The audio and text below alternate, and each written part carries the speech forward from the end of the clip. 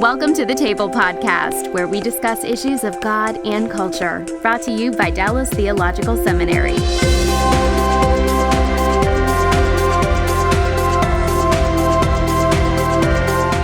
Welcome to the Table. We discuss issues of God and culture, and our topic today is part of our World Religions series. Although in this case, we've got a little bit of an unusual category. It's Animism, and our guest is Ken Nehrbass, who is Associate Professor of Intercultural Studies and Program Director of the Intercultural Studies area at Biola University. Ken, welcome. Thank you very much. And we're going to be discussing animism, which is really an array of stuff. So, and it's not a formal religion in the way we would normally think about it. And as our discussion is going to make clear, the people who engage in animism aren't necessarily thinking of themselves as being necessarily particularly religious. So we'll cover all that ground. But Ken, why don't you start off by telling us a little bit about your background and how how a nice guy like you ended up in a gig like this. So, all right. When I was about 18 years old, I read a book called Peace Child by Don Richardson. Oh, yeah, sure. He'd gone to Indonesia, then it was called Irian Jaya, lived with a tribal people, learned their language, and translated the New Testament. And when I read that, I said, living in the outdoors, working with the Bible, and learning another language, that's me. So I knew I was going to do it, and finished my seminary degree, and then my wife and I got our linguistics training with Wycliffe, and we didn't know where Vanuatu was in the world, but someone in Wycliffe said, why don't you go to Vanuatu? Vanuatu. Yeah. I imagine most people have no idea where Vanuatu is. We didn't either. Okay. It's 500 miles west of Fiji. Okay. And that may or may not help people. Okay, that's good. So, to make it sound more remote, it's 1,500 miles north of New Zealand or 1,500 miles east of Australia. So it's in the middle of the South Pacific. Okay, there you go. Yeah. All right, so it's one of those dots. Yes, it's a dot, definitely. Yeah. We didn't know anything about the South Pacific or the tropics, but someone in Wycliffe said, there's 106 languages there. They're maintaining their languages, so it's not like maybe in Australia, even First Nations, United States, Canada, where there are a lot of languages, but people are forgetting those languages in order to speak English. But they're maintaining their languages, and so they said, 106 languages, almost no New Testaments translated in any of those. So we decided, sure, we'll go live there and learn the language, write an alphabet, create a dictionary, teach people to read their language, and translate the New Testament with them. So this doesn't sound like you, maybe you did get a degree in theology, but it sounds like you also trained in another discipline. Am I right about that? Yeah. Wycliffe requires a mixture of anthropology and linguistics. They do prefer also a background. You have to have a certain amount of Bible background to pull it off. But there's also within the organization a lot of experts in exegesis, Old and New Testament, who they check your exegesis as long as you're learning the language and getting a team to translate with you. So you've got an anthropology background. Now, again, this might be an area that people may or may not be familiar with. So what does an anthropologist do? I mean, the term itself, I'm a Greek New Testament guy, so the moment I hear anthropology, I know the study of humans. But so what does an anthropologist do?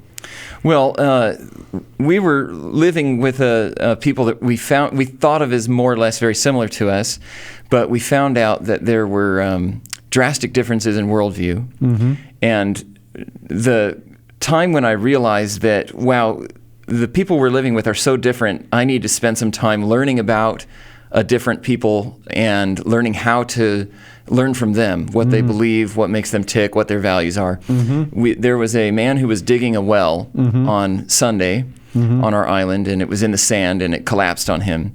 And the people in our village said, well, of course it collapsed on him. It was Sunday. And I said, what do you mean by that? Well, God killed him. He was sinning. He was working on Sunday. It's called Sunday sick. And then the Seventh-day Adventists on the island said, no, God killed him because he left the Seventh-day Adventist church, and, so God killed him. And that's when I realized I don't know a lot about the people we're living with, that we've moved in with. So I went to Biola to answer that question, really. I wanted a PhD on intercultural studies to study how do you do field work, how do you understand another culture's values, social systems, their attitudes about life, and their religions as well. So an anthropologist studies the way people in societies basically work, and the way in which and the different ways in which people groups operate. Mm-hmm. Sometimes they have an applied purpose, study culture for the purpose of improving the rights of women, or for community development. I think that mostly missionaries study anthropology so that they can understand the culture well enough to present Christ in a way that can change the culture. Yeah. Okay, so let's shift gears here. I've already suggested that animism is an interesting area, and it's an interesting term. Let's talk a little bit about that. I mean, we were talking before we started to record. I said, I don't know anyone who walks up and says to me, I am an animist. Mm-hmm. So, one, what are we talking about? And two, I think the way to ask this is, how does animism relate to religion? How should we think about that relationship? Mm-hmm. Well, animism is a system of beliefs and practices that is fundamentally centered on the idea that the world we live in on Earth is impacted by supernatural activity. Mm-hmm. So it could be personal or impersonal. The impersonal activity could be evil eye, mm-hmm. Charms and amulets, sacrifices, if they're not particularly to a god, but mm-hmm. just, you kill the chicken so your child gets better. It could be bad luck or fate or karma, as well as enchanted rivers and doing a rain dance. And then the personal forces could be ghosts, spirits.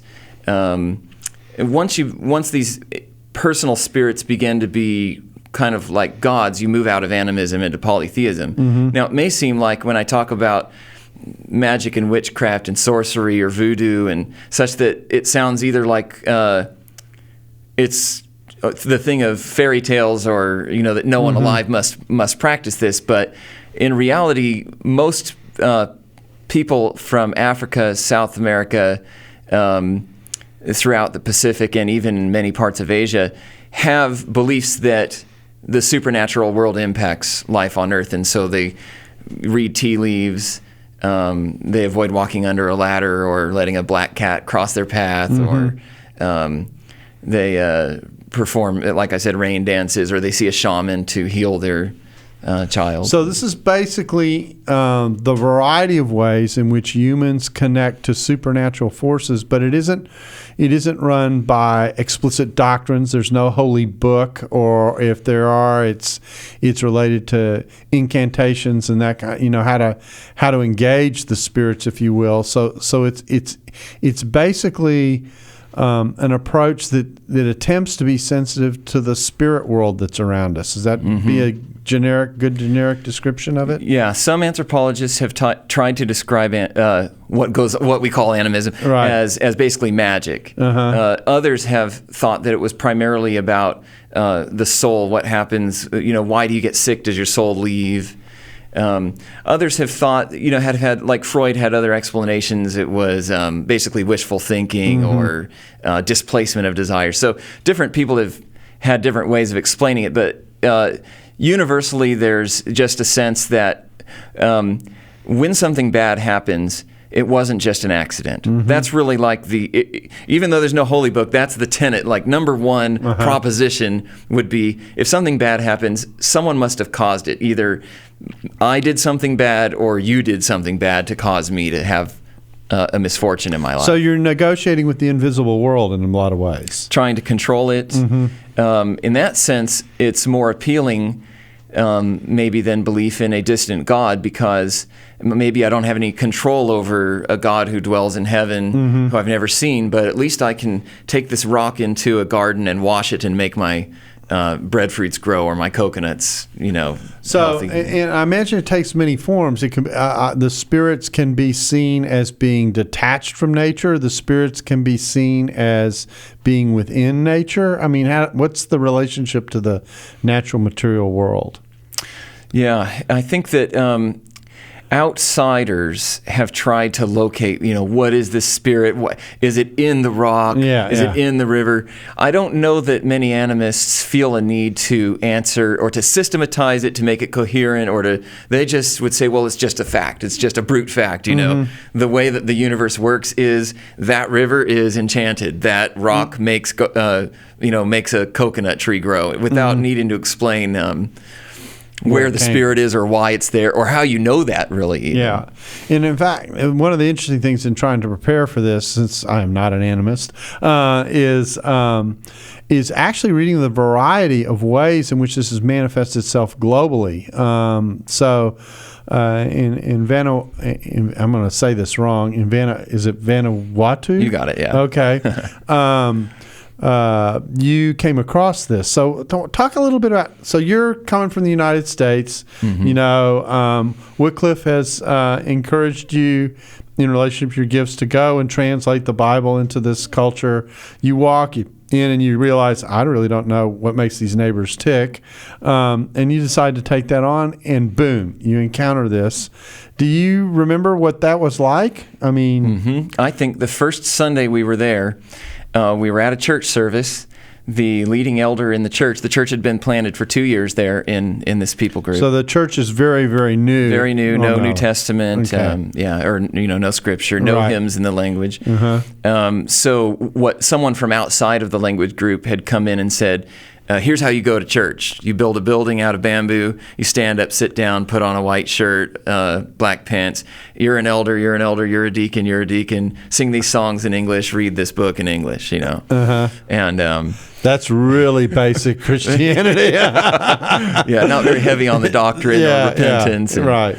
So, the first Sunday we were there, the leading elder came up and said, do you have rainstones in America? And I didn't know what a rainstone was. And, as a missionary, I probably should have known what a rainstone was before I got there. But no, if I don't know what it is, we probably don't have them. Well, how does it rain then? Well, the clouds I don't know how it rains.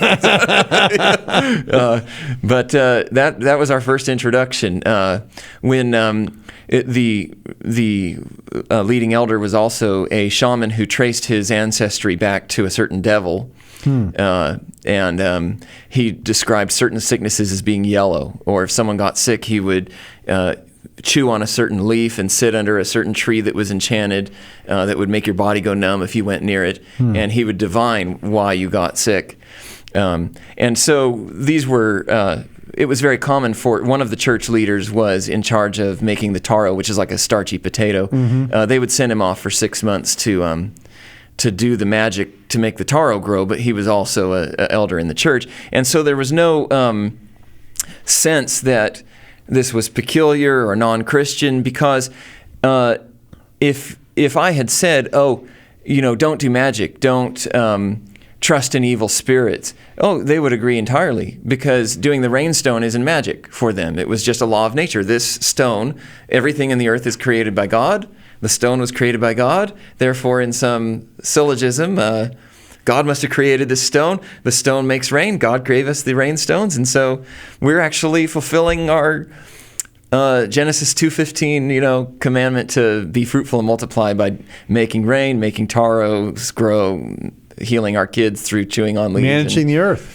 Yeah. Right. So one of the characteristics this actually raises an observation, which is one of the characteristics of animism is it often shows up as a kind of, in the church, as a kind of syncretism, where you get this mixture of what is called popular or folk religion into as dressing around or through the Christianity that one might run into. You've made an interesting observation that I think we ought to discuss, and that is that in some of the societies where you come into animism, Christianity's been around for a while, and the powers that be associated with animism react to it. In other cases where Christianity is so new, it's like the tendency will be to make some type of combination or something like that with it. So the situation that you were in is a situation where Christianity was so new, there wasn't that kind of reaction to it. Whereas you were telling me you're aware of other places where people are engaged in missionary work where Christianity's been around, and there is a counter theology, if you will, at work. Yeah. Why don't you talk a little bit about that? On our island we lived on is called Tana. John Patton, famous missionary, mid-19th century, came, landed there 4 years, was run off the island. He had told people, don't do magic, basically. Don't worship your coward. These were magical stones. And they thought, here's a person who's trying to ruin our life. Yeah. He was saying, don't let your gardens grow, don't have healthy kids, don't let it rain, because he was telling them to get rid of the thing that made life possible. Where we were, John Patton's influence had not extended, so there was no... sometimes animism goes underground. The church might say that dancing, I don't mean American style dancing, I mean animistic style, right. Dancing to make it rain or dancing connected with immorality is don't do it, or don't make sacrifices with chickens to make your kids healthy or something. So it goes underground and they hide it. But where we were, we had told them, we're here to learn your culture, we want to live with you. And so we actually had people knocking on our door, in the morning to wake us up and say, hey, you got to come see this dance we're doing, we're going to make it rain. Or as a matter of fact, one time they said, we're going to make the sun shine, we want to borrow your truck. And so don't look at the wood and don't touch the wood because it's holy, but just back your truck up to the tree and we'll chop it down and cut it up in small pieces and put it in your truck and you bring it back. Well, that's a good example of syncretism. You've got a modern day truck driving and you've got the missionary driving the wood up into the village that they're going to use to do some ritual to make the sun shine. A special... someone who calls himself a descendant of the sun takes a certain sunstone, puts it in a basket, cooks it over this wood that they've cut down in a secret hut, and makes the So sunshine. There are a lot of ritualistic practices. There are a lot of formula that go with this, and if you read about this, as I started to allude to this earlier and didn't finish. In reading about animism, the interesting thing is that you get a section where it raises the issue of animism, and then the subsection is, well, it shows itself in the variety of samples from around the world and the way this shows up. Probably the most direct experience I have of animism is visiting Chichicastenango in Guatemala, which is and right in front of the Catholic Church. You have people of Indian background from Guatemala, Guatemalan Indians, who have taken the variety of practices from their popular folk religion, and right on the doors of the church are performing a variety of rituals. In some cases, some of the people will, go in and participate in the activities of the church and come out and do what they do. And in other cases, you've got people who don't want to have anything to do with the church because it's been around a long time and they recognize that it's a challenge to them and what they believe. So, which brings us to the contrastive situation, which is that in places where Christianity has come and in some cases established itself or begun to establish itself, the animistic community sometimes is reactive to the presence of the Christians. Yeah.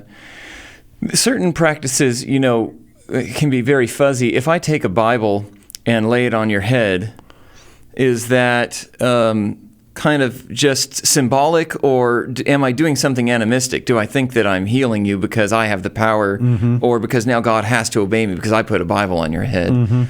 So the church has a hard time working out in each of its contexts what is it going to outlaw and what is it not, and that's the problem. Whenever it says this is off limits, then people will just continue doing that and do it underground.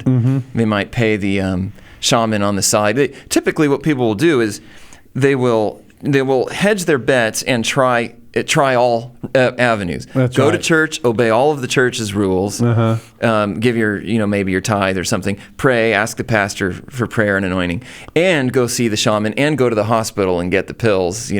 So I think they're hedging their bets often. I just realized we've been using a term that we've assumed people know what it means, but they might not know what it means. A shaman. What's a shaman? Shaman, maybe a medicine doctor. Usually involves leaves and stones and maybe going into a trance to decide why you're sick. It is kind of a global phenomenon. Sometimes it's only men. Sometimes it's actually holy women instead. Korean shamanism often has holy women. Usually it's older people who are near death, and so they're seen as practically into the spirit world so they can exert that influence.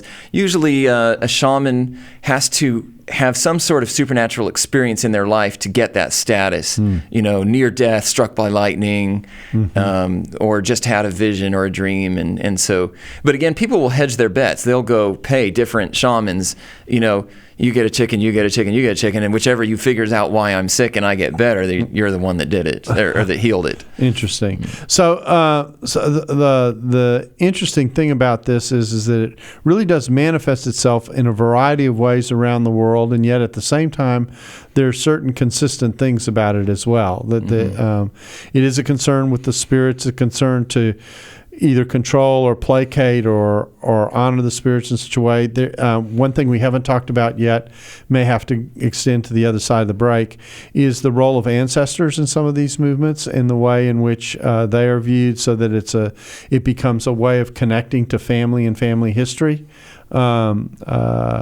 I don't know how much you want to say about that now, but ancestor associations and the spirit of ancestors are often in play here, as opposed to impersonal spirits that I can't identify or whatever. Mm-hmm. Yeah, actually, probably one of the fundamental aspects of animism is that it's very localized. Mm-hmm. I call it ecocentric in that it's very much tied to a place, more than Christianity, which, yes, it did have. It is tied to Israel, to events that happened 2,000 years ago. But within animism, these rocks work in this river. These leaves are localized for healing in this area, and so even the holy people in animism are your ancestors. In kind of the South Pacific, Melanesian, Polynesian animism, things are more nebulous. People aren't really elevated to the level of spiritual, people who've died in the past. They can't name these spirits. Mm-hmm. Whereas in African animism, typically they can name recently deceased ancestors who they would maybe pour out a little bit of wine or maybe spill chicken blood and say that ancestor's name, or pay someone who's related to them to go off into the spirit world and heal their child who's sick or make their garden grow. Okay.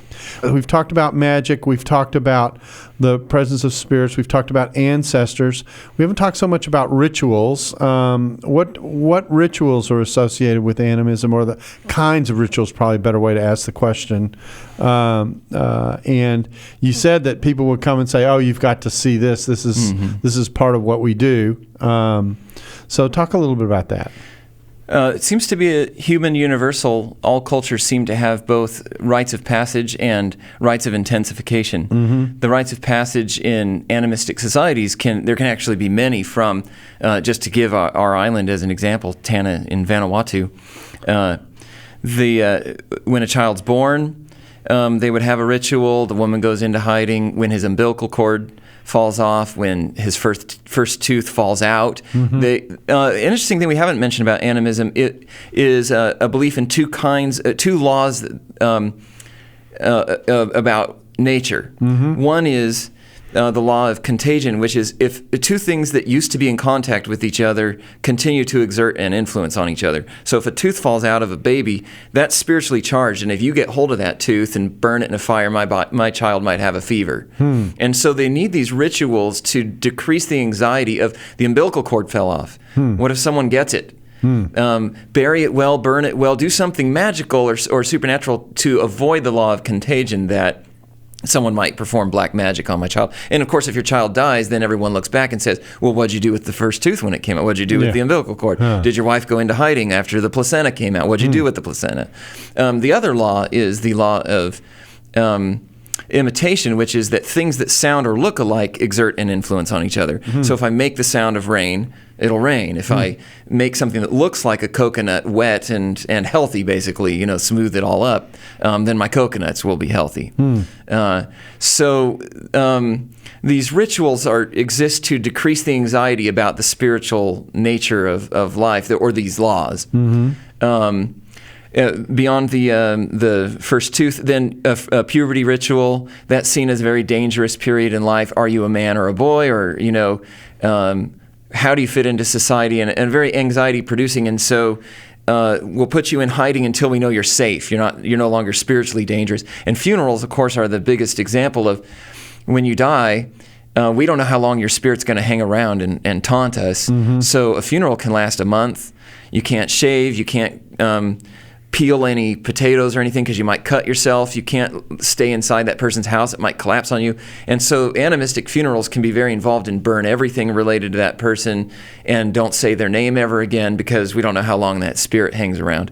So those are the rites of passage related to animism. There can be many more. Right. And then there's the rites of intensification, which are done as at a festival level, community-wide, usually on an annual basis usually related to agriculture or the moon, for instance, throughout the world. So in Western European history, we had May Day, which was kind of a spring fertility ritual.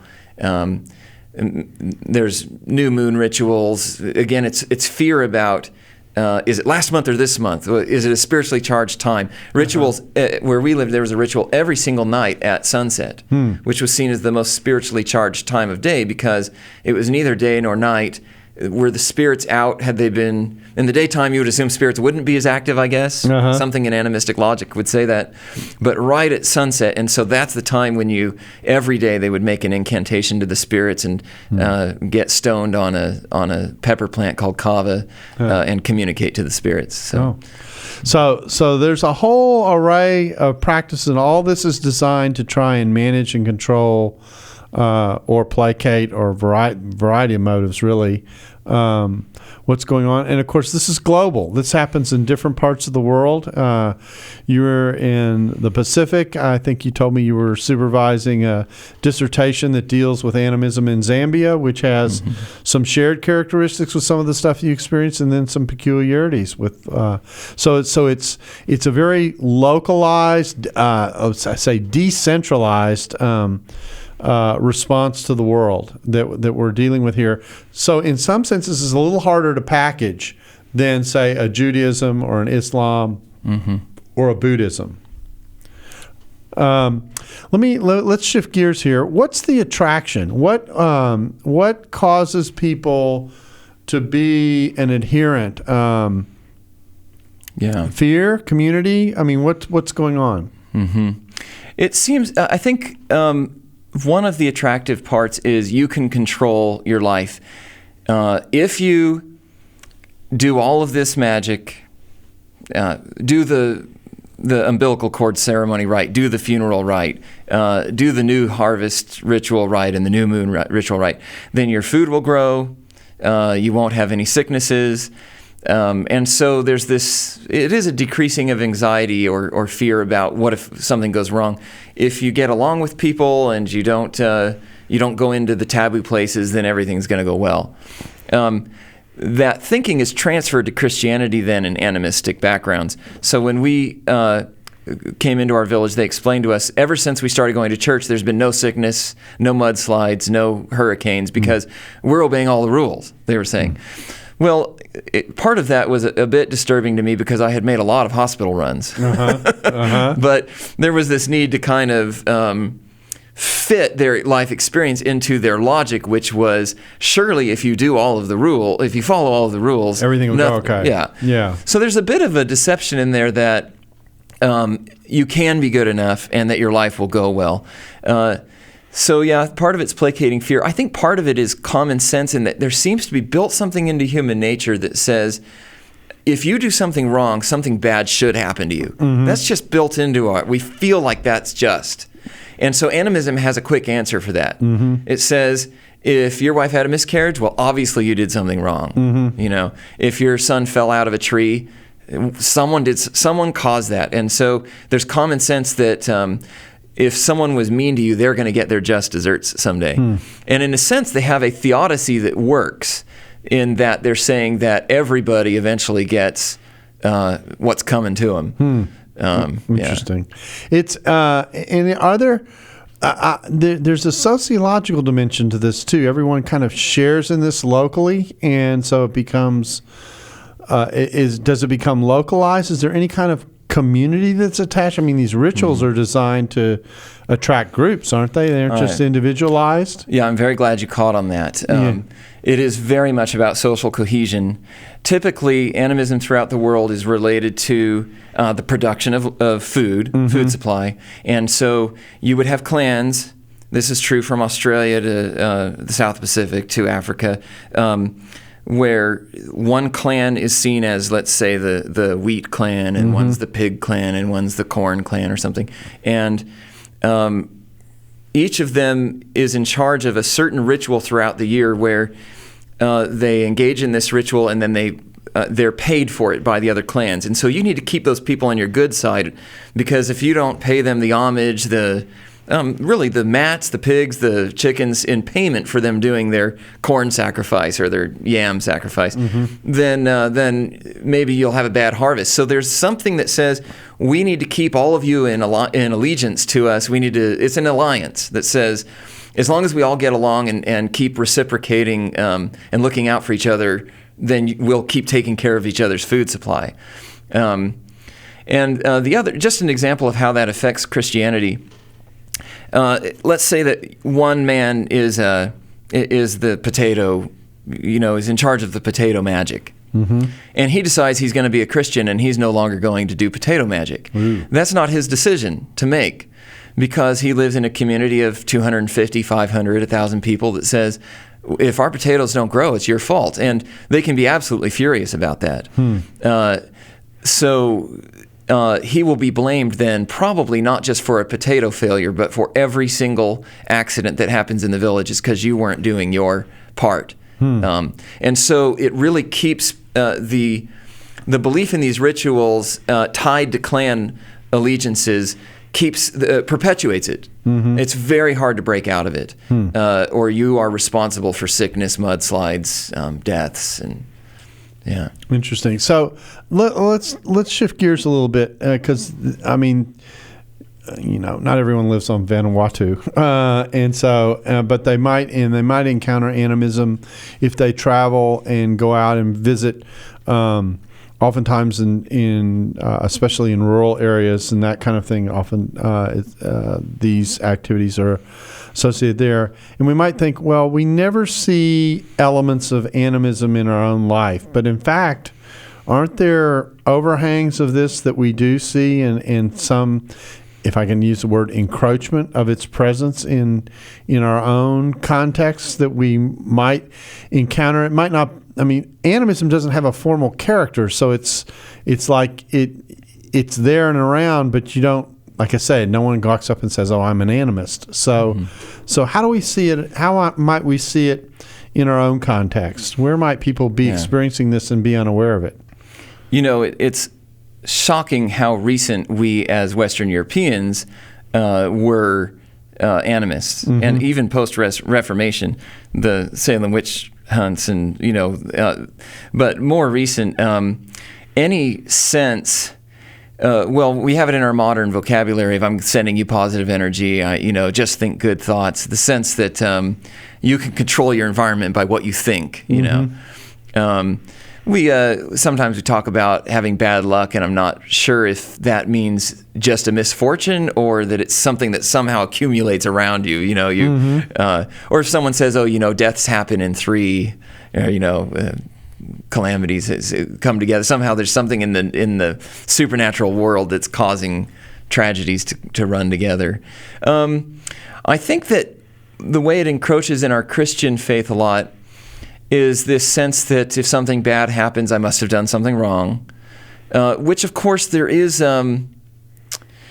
It can be a view of God's sovereignty and God being involved in the universe. All the details of life. Yeah, but it can also be just a sense of maybe it's a sense that I had it coming to me, regardless of of God's sovereignty. There's certainly a branch of animism that has continued along in Western society in New Age. Charms and amulets, crystals were popular in the 1980s. I don't know what the equivalent would be now, but other behaviors related to animism, even getting high on marijuana, for instance, is often used in societies as a way of communicating with spirits and somehow entering a more supernatural state. Yeah. So, and I actually think in subtle ways it may be more prevalent than we tend to think. Yeah.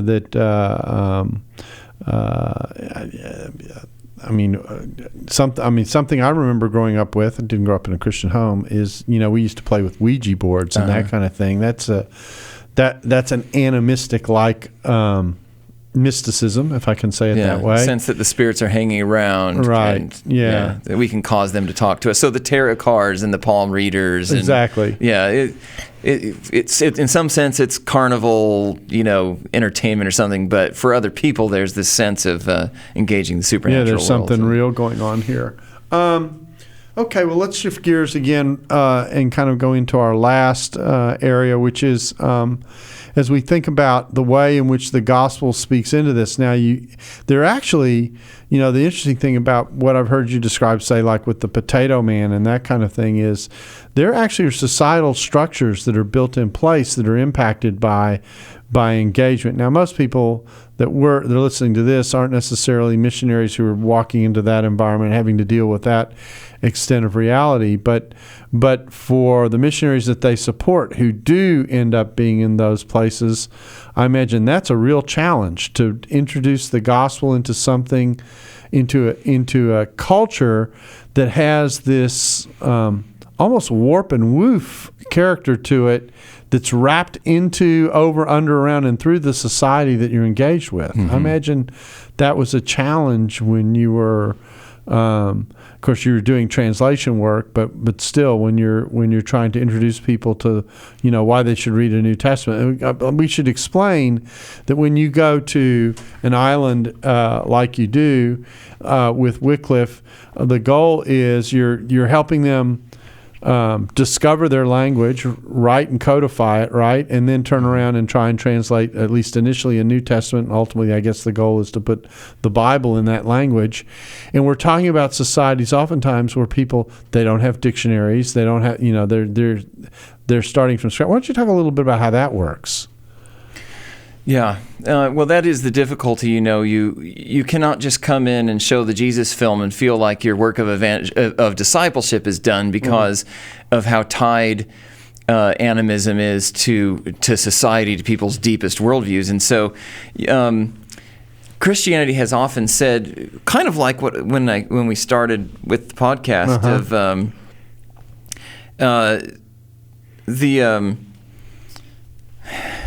you're gonna be able to know.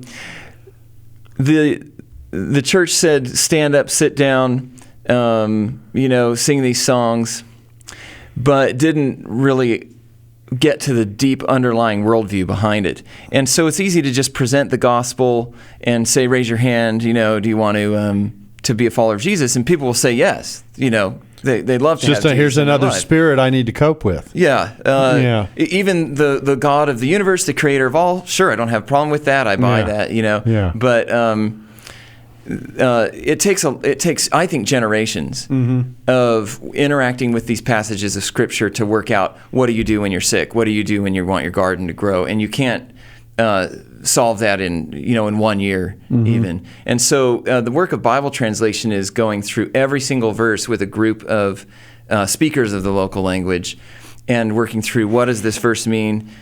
Jesus got into a boat and crossed the river. Who got in the boat? What's a boat like? What's a river? Because a lot of these words are missing too from the languages. What kind of boat? What is a river? Yeah. And then working through more difficult passages, the book of Romans.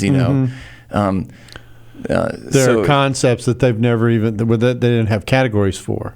Yeah, even the book of Acts, who were the Jews, who were the Romans, and many peoples living in more tribal situations today don't really understand the dynamics of the Christians, the Jews, and the Romans in that book. And so it can take, I think, generations really of the church theological training, working through these passages for the church to get to a point where it can answer what it's going to do about animism.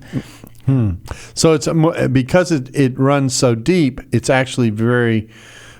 It is very, very hard to deal with and cope. And the other thing is that you're actually dealing with literally creating a whole other way of seeing for people in terms of how they've viewed everything in their life. Yeah. Missiologist Paul Hebert noted that what Christianity often did was it introduced a high God who loves you and solves your problem of sin and eternal life. Mm-hmm. But that Christians often did not introduce the answer for day-to-day issues. Mm-hmm. How are you going to get food on the table? What are you going to do when there's sickness? How are you going to make sure it rains? And that if Christianity could present an answer that Jesus is better, that God is actually in charge of those things, he cares about those issues, then people wouldn't feel the need to turn toward their shaman, to magic, to witchcraft, sorcery, and such. And so he called it the flaw of the excluded middle, which was that Christianity was good at the material life as far as education, caring for the family, being humble, so life on earth, and good for the eternal things. But what about that middle area that people have such anxieties about? And so they will continue to turn to magic and ancestral spirits until they have an answer from Christianity for that. So you go in, and the goal is, I'm going to kind of separate into two things here: what you do when you're in the field, and then people who might encounter someone from an animistic background. That's eventually where I want to get to. So you go in and you try and provide them, first of all, you get them to understand how their language works and what the structure is, and give them vocabulary and dictionary. I mean, you said creating a dictionary, which I can't imagine anyone with the English language doing that as a goal, and really helping them to be able to describe what goes on around them as a result, and then introduce Christianity into that mix with all the worldview that comes with it. That does seem like quite a challenge. It is.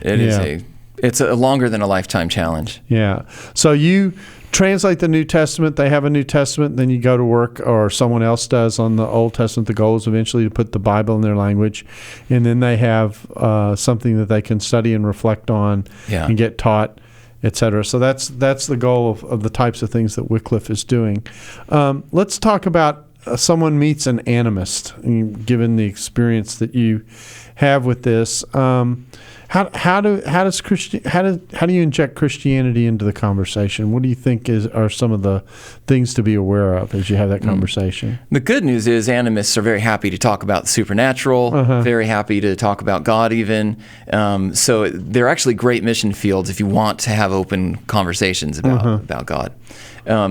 That God is loving and sovereign are two basic biblical truths that I think people from animistic backgrounds are not convinced of.